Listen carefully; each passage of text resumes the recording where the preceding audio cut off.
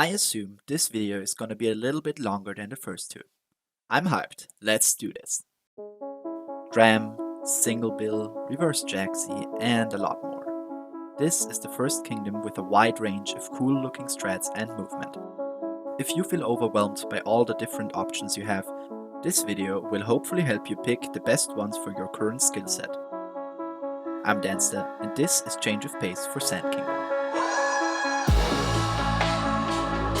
Climbing out of the trenches, reaching for higher heights. Chasing me along, all I want is you when we was chasing time. Well, I am the boss, I am the Don, I am the one they call. I ain't got much to explain though. But then I was running for bangles. I was still minimum wage though. If you haven't watched the introduction video, make sure to check it out to understand how this series works. As a quick summary, there will be different strats for different skill levels. The lower ones will be the base for the higher ones.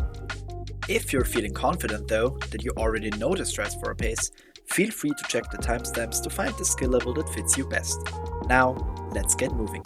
I'm just a kid with a glimmer of hope. I'm just a kid with a kid and potential to glow. If you have a PV of 104 or 105 and you're looking to improve your sum of best to a 103 flat, then it's definitely time to start going for some of the more advanced tricks in sand. At this level, you should be getting consistent cascade exits, so you can set up DSTA now.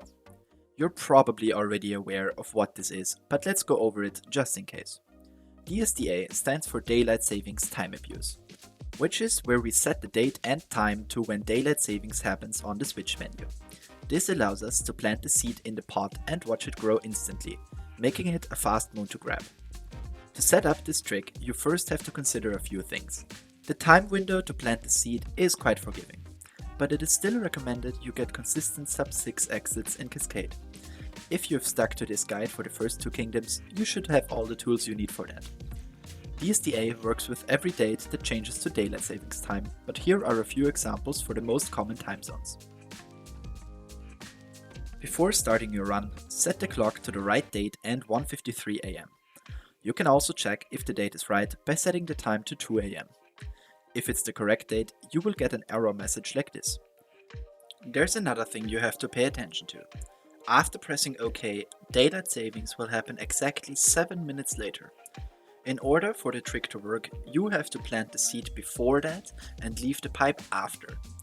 As you get faster, you will leave the pipe too early at some point. That's when it becomes necessary to wait a little bit after setting the time. To figure out what your so-called offset has to be, add up your cap and cascade goals first. If your sum of best for those two segments is higher than 545, you don't need an offset at all. Simply start the run immediately after changing the time.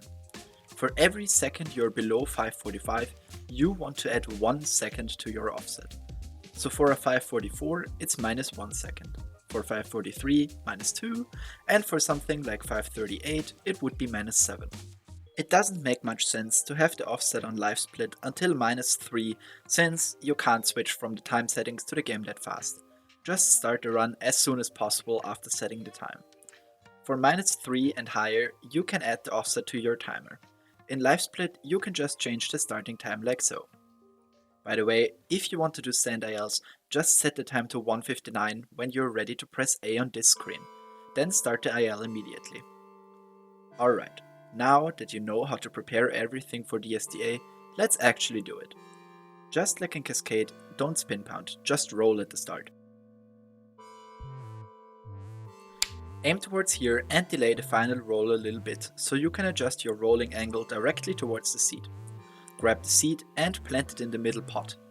If you keep holding Y or X during your rolls, you can grab the seed instantly once you touch it.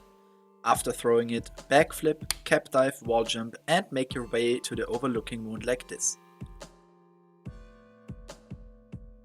Walk between the pillars and long jump towards the bird. Cap throw towards it and dive onto Cappy. Be careful on grabbing the moon since it isn't immediately collectible after appearing. You can increase your airtime by doing another cap throw or a delayed dive. Now dive towards the pipe. If you didn't change your camera while collecting the bird moon, your dive angle should be fine. You can also throw Cappy before the dive though, if that's easier for you. If you're comfortable with spin pounds, you can buffer a spin during the dive. then spin jump and ground pound when you're over the pipe. If you don't want to do the spin pound, you can also go for a regular jump and ground pound. In Rumble Room, hold towards the right spot and, once Mario turns, jump and dive. Hold neutral on the left stick shortly before you land, then jump and ground pound. Now roll into the pipe. With a roll, you will get a pipe suck, which skips the animation of Mario entering the pipe. When leaving the pipe, hold towards the right and spam X or Y.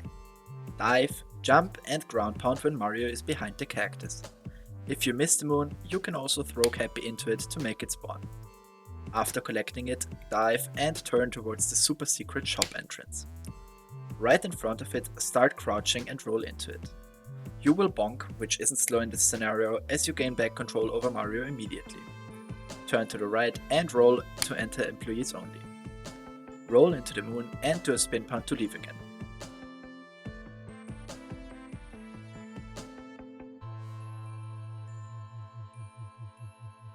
Do another spin pound to start moving towards the dune and shake the hell out of your controller until you're close to the correct spot.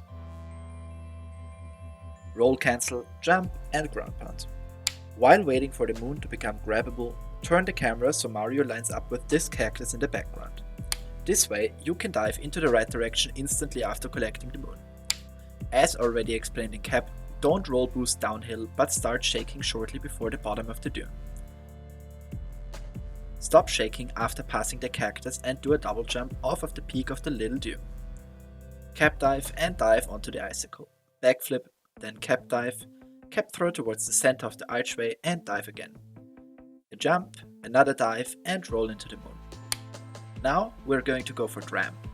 Start by doing a spin pound, triple jump, cap dive and dive onto the wall. Then backflip, cap dive, cap throw and dive onto this platform. You want to land around here so you can long jump after taking just a few steps towards the edge.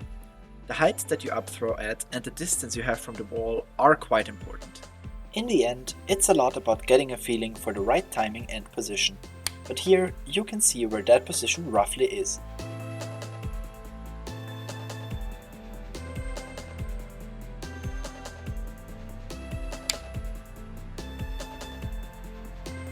Now hold Cappy out using either X or Y. Turn towards the right and dive with the other cap throw button once you're low enough to enter the alcove.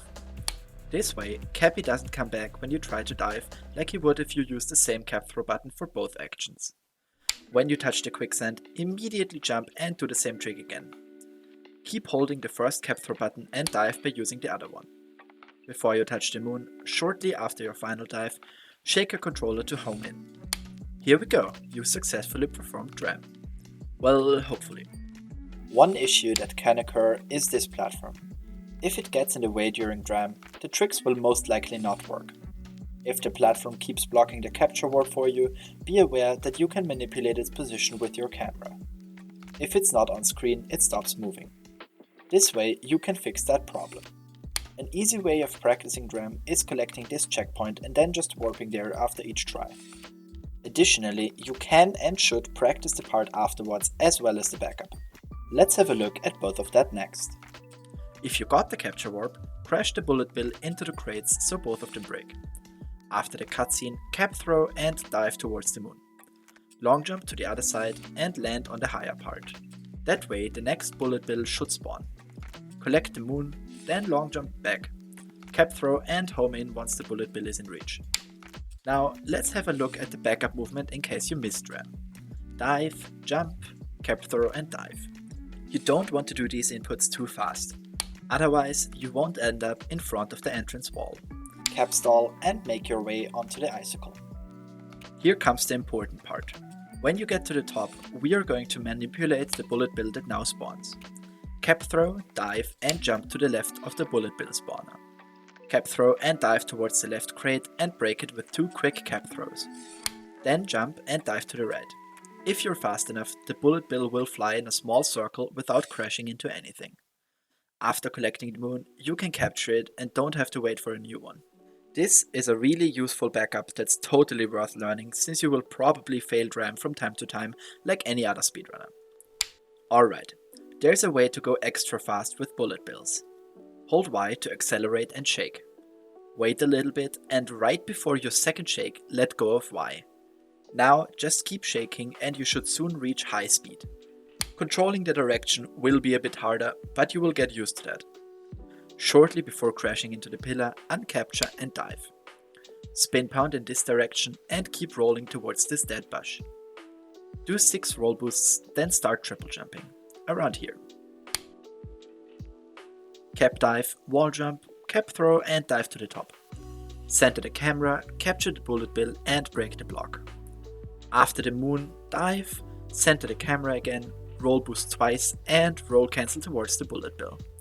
You can also go for a fast acceleration here, but since some more precise angles are required for this part, it's only recommended when you feel really comfortable in doing so. After the pillar moon, aim for this part of the wall. You can simply crash into it and wall jump without uncapturing the bullet bill before. On top, cap throw to open the moon chest, then jump. Do another cap throw and home in for the coin chest. As you can see, you can also do a spin throw before your dive if you feel like you don't do enough motion controls yet. It saves a little bit of time. Long jump, then roll to the cactus. Jump and spin throw when you're close enough. Optimally, you want to take as few steps as possible with the cactus, so try to find out what works for you. When you ground pound the moon, try to delay the jump afterwards a little bit. That way, you will still get a ground pound jump, but you will also be able to grab the moon at the top. To do that, ground pound again at the peak of your jump. If you're high enough, dive over the cactus and start roll boosting towards the oasis. The final roll boost should be around here. Now, do a jump and a regular ground pound to spawn the moon. Dive right off the trunk, do 3 roll boosts and roll cancel towards the node's palm tree and keep holding the cap throw button so you can get a vault. Ice physics are a little weird, but you should slide into Cappy if you don't change the stick angle after the roll cancel. Cap throw, wait for Mario to do a full spin and dive. Dive again and you should end up at the top of the palm. Jump to spawn the nodes and spin throw. After collecting the first 3 nodes, long jump to the other side and collect the rest with another spin throw. Then collect the moon and warp back to the Odyssey. For the warp, there is a tiny optimization that a lot of people learned way too late about. The map is not completely zoomed out when you open it. By doing that, you can reduce the distance to your destination. It only saves a few frames, but it is not very hard. After pressing minus, not only hold towards where you want to go on the left stick, but also at the same time hold down on the right stick. After zooming out, you can move your right thumb to the A button again to be ready to press it once possible. Now spin throw towards the globe and you're out of sand. With these strats, I recommend going for a 459 gold. This is a balanced gold for our target SOB. If breaking the 5-minute barrier didn't satisfy you yet, maybe some faster strats do. Here is a change of pace. When the time is right, then you should make a move. Hope it ain't taboo. Let's have a look at some improvements for runners with a 102 or 103 now. As always, our target sum of best for this pace is 101 flat. Strat-wise, there won't be too many adjustments compared to the previous pace. So make sure to also check that out if you think we are missing anything. Our first change is the movement from the seed up to the first moon. Once you throw the seed, backflip and cap dive in this direction. The hardest part about this is not to hit the cactus, so make sure you get used to the right angle. Do a neutral cap bounce, then dive while still holding neutral. After the dive, start holding towards the moon. You should land on the little railing where you can immediately jump before doing a cap dive and a dive towards the moon. The movement up to the pipe stays the same. The bird position will probably be a little bit different since you do some faster movement now. In Rumble Room, turn, jump, dive and spin pound. Then make sure to grab the moon low so you can start rolling to the exit as soon as possible. For the Dune moon, we are going to implement another spin pound. Roll cancel around here, then jump, dive and spin pound. There's a helpful method to tell where to spin pound. Once the top to Dune becomes visible, wait just a split second, then do the roll cancel. This should set you up for diving onto the right spot. The movement to climb the archway stays the same. This cap throw is not necessary though, so you can skip it. Here, we are going to go for 8 roll boosts now. Then, roll cancel jump to initiate the triple. Also, you can go for a roll boost and roll cancel into the bullet bill here. After the block moon, dive, roll boost twice, and spin throw or normal roll cancel for the capture. The next part can be a little tricky. We want to dive and roll boost after the moon. In order to do that, slightly turn the camera while waiting for the moon to become collectible. Mario should roughly line up with the left bench in the background. For the dive, you have to be careful to not overshoot, as that will bring your run to a sudden end. Try to grab the moon low and above the back corner of the chest. If you think you might overshoot, rather hold back on the dive a little bit. After the dive, center the camera and timer shake when you land. If you got the roll boost, you can just keep rolling. If you didn't, you should do a cap throw and a dive as a backup. Finally, let's have a look at one spin throw notes. It's quite a precise trick, but it doesn't really hurt going for it. You won't lose much time to other strats even if you miss it. And getting used to this now will be beneficial for you later. After the walls, make sure you get enough height to grab onto the very top of the trunk. Also, try to dive onto it from this angle in order to set up for a good position to collect the first 3 notes as fast as possible. The most crucial part comes next. You want to buffer a spin throw right before you jump. That way, you will spin throw the same moment that the notes spawn. The fastest way is to do the motion control during the final dive and then jump immediately once possible. That isn't the whole story though. The angle of your left stick during the spin throw is also really important. Hold towards the right so the spin throw goes in an efficient way to collect all the notes.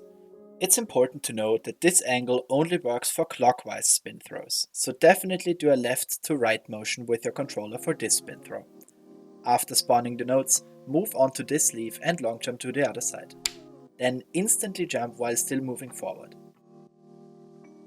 Collect the moon and try to grab it as low as possible. If you realize that you won't pick up all the notes on the first palm tree, the best backup is to get those notes first, then long jump over and get the remaining ones with another spin throw. As I already said, the trick is pretty precise, so if you're struggling with it, don't worry about it too much. Just keep practicing until you are not only used to the correct movement, but also to backing up failed attempts. You will get more consistent eventually. Also, don't get too upset if you kill a gold to this trick. It has happened to the best of us and will probably to you as well at some point. If you get a clean gold though, all of these strats are enough for at least a 450. You want to kill even faster paces to 1 spin throw notes? Here are some more advanced strats. Hurry up quick, El Jefe's coming soon. Sit up straight when she enters the room. Going for a sum of best of around 59 flat and with a PB of 100 or 101, it's time to learn some of the more difficult strats in sand. For explanations of the more basic stuff, check the previous paces. The first thing you can implement is a rather small optimization, the long jump into the pipe. After grabbing the bird moon, dive towards the pipe. Optimally, you want to land close to this edge. In that case, just long jump and hold forward to get the pipe suck. The height of your long jump when you're hitting the pipe is crucial here. If you land closer to the pipe, you can still go for a long jump, but you have to hold back a little bit. Of course, this won't work if you end up right in front of the pipe. In that scenario, you have to go for some other movement like a spin jump. An even smaller optimization for pipes: instead of turning around, then jumping and diving, immediately jump once possible, then quickly cap throw and dive. A good way to get the cap throw super early is by rolling your thumb from B to Y or A to X. So basically reverse roll cancel inputs. This tech is not only useful for this room, but also for some fast backups if you bonked for instance. After rumble room, hold this direction and immediately cap throw and dive. Then just walk off the edge and you should hit the moonflower thingy or whatever it's called. The stick angle is quite precise here, so make sure you got that down. Also, try to adjust the camera so you can dive out of the moon instantly. On the left side here, you can easily walk off. Landing on the step makes sense since you can already turn towards employees only and get a faster entry. After climbing the icicle, cap dive and dive. Then roll boost and do a spin throw or up throw roll cancel jump towards the moon. Next, let's take a look at some improved movement towards Dram. Try to do a roll boost after landing. If the Goombas don't allow for that, you can also just roll around them without the boost. Initiate a triple and get to triple around here. A good indicator is the little bar of tiles on the floor. At the peak, up throw and quickly dive. Land around here. Backflip, cap dive and dive. Then continue Dram as usual. And as Dram probably has never ever killed any run of yours, let's add some more difficulty to it, shall we? Single bill lets you keep the bullet bill that you used for Dram and take it to the pillar.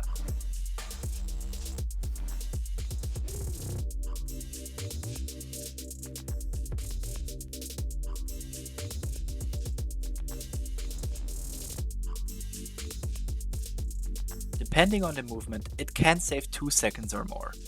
So how do you do that trick? After performing Dram, aim the bullet bill in this general direction, then uncapture and immediately turn left towards the crates. Getting used to turning the left stick fast enough takes a while. You will probably sometimes land on the bullet bill. If you successfully did not kill the bill though, jump and dive onto the crates. Then try to spin pound both crates and aim to the right, parallel to the wall. Keep holding ZL or ZR during the cutscene. You should now be able to roll in the right direction with a simple X or Y input. Try to time it right after the camera started moving back to its original position. Mario should already be in a rolling state when the camera focuses back on him. On the edge, do a full height jump, dive once you're close enough to the other side and roll into the moon. Make sure to aim the dive directly towards the moon so you can turn the camera during the roll boost without worrying to miss the moon. Having the camera face roughly this direction makes the next part way easier. Spin pound towards the corner of the platform. Since the floor is a little awkward here, it can sometimes kill your speed out of the spin pound. What helps to prevent this is going slower on the spin pound inputs. Long jump at the edge and capture the bullet bill. If it is close enough, go for a spin throw and a dive. Otherwise, do a homing cap throw. Fast bullet bill acceleration is required now, so if you don't know how to do that, check that part which was explained in the 104 and 105 pace. Finally, just insta-dive into the moon. If you're not quite close enough when the bullet bill explodes, you obviously should not listen to me and do a cap throw before the dive. Single bill can easily kill a run, so make sure you practice it enough and also get used to the most common backups. Some notes on that. If you only destroy the crate with the moon, it is still possible to get single bill with this backup. Spin pound jump and dive, then roll boost and just roll off the edge. Cap dive as soon as possible and dive to the other side.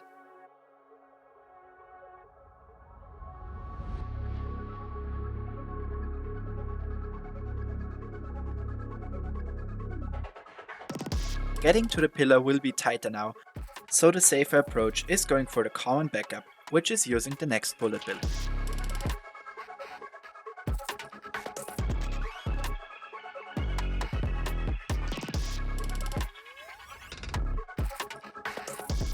Alright, you just learned a cool strat, but there's no time to breathe. More new stuff is coming up right now. And since it's a route change, it requires a bunch of new movement. For Reverse Jaxi, you want to spin pound and do 5 roll boosts towards this cactus. It is important to note that you can also fit in 6 roll boosts, but it's much tighter. Then do an RCJ and a triple jump out of it. In order to not get a cap return jump instead of the triple, you want to hold out Cappy until right before performing the 3rd jump.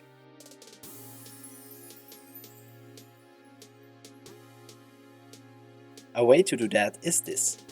After the roll cancel jump, immediately press the cap throw button again or just keep holding it after the roll cancel. Then, while still holding that button, roll your thumb onto the jump button for the double jump. Right before landing, release the cap throw button and instantly jump to get the triple. This tech might be a little hard at first, but is really useful in the long run. Now, cap dive, do a homing cap throw and dive. You should get a cap return jump, which is necessary here. If you miss it, back it up with a cap throw into the wall, followed by a jump. The cap stall that is coming up now can be a little weird. It's important to have the right height after the cap return jump. Once you understand that part, wall jump, cap throw and dive towards the moon chest. It's not a big deal, but try to miss the checkpoint flag so the Cappy warp text won't mess with your split times.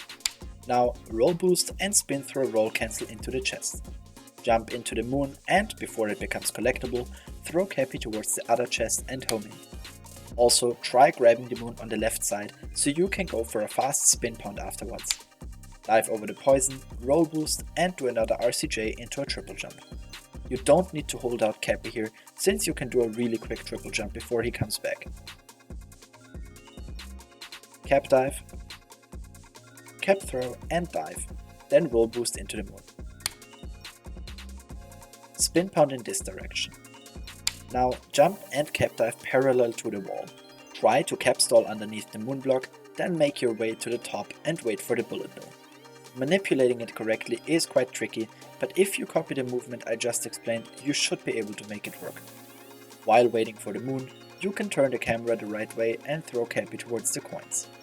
After the cutscene, instantly dive and home in for some cash. Now just roll boost towards the cactus and capture it. Try to move it as little as possible before uncapturing. After starting the ground pound, turn the camera so Mario roughly lines up with this small pillar in the background. Another fast dive out of the moon here, and because it's so much fun, let's go for another one out of the next moon. When you're close to the edge, jump onto the little hill and spin pound. Now, while waiting, turn the camera so Mario lines up with the tall cactus. And this dive will be the last change for this pace. With these strats, I recommend aiming for at least a 4:45 to reach our SOB goal of 59 flat. If you want to shave off some more seconds, you should probably stick around. No, definitely, don't go anywhere, please!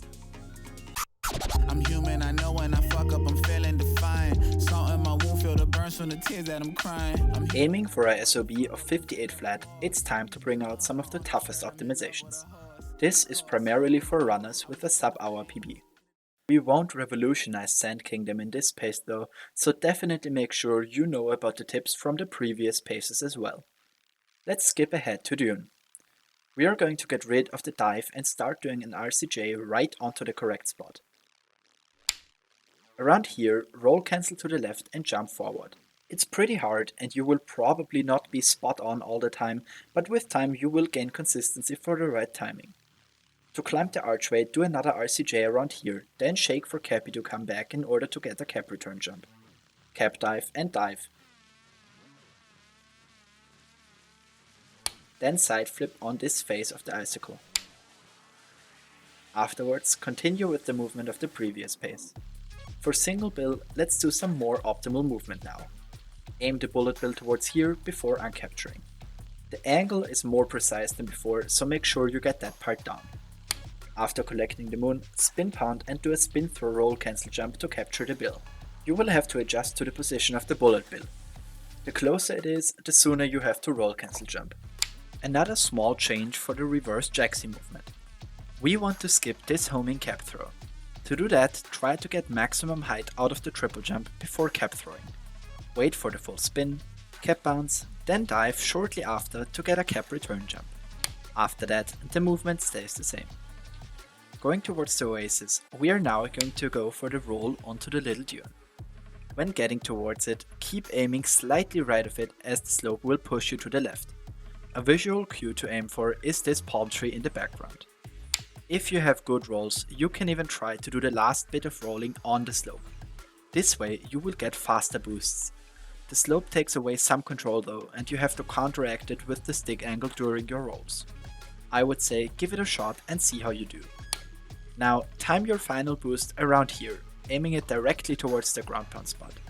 Buffer a spin pound and you should end up in the right position.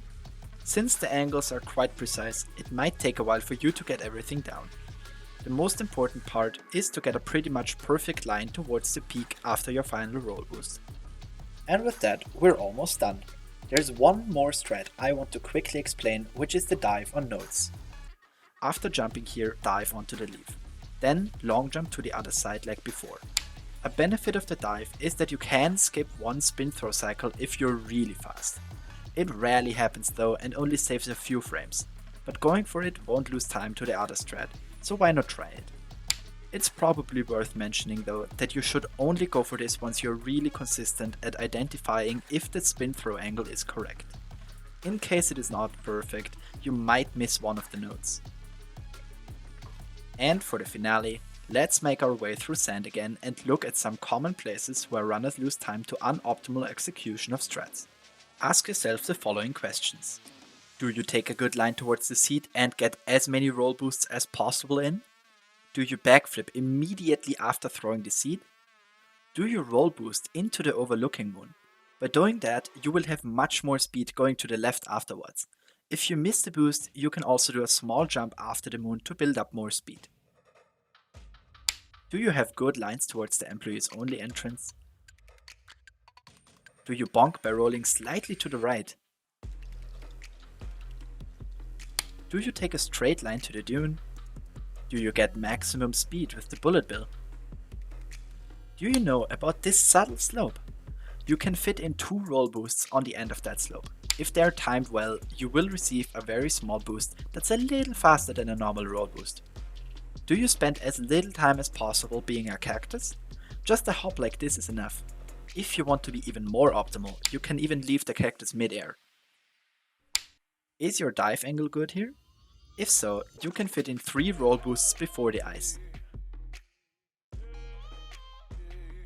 Do you warp once you hit the ground and zoom out on the map as much as possible? Do you spin throw to globe? Also, as sand has so many of them, spin pounds can make quite a difference. With really good ones you can save a good amount of time.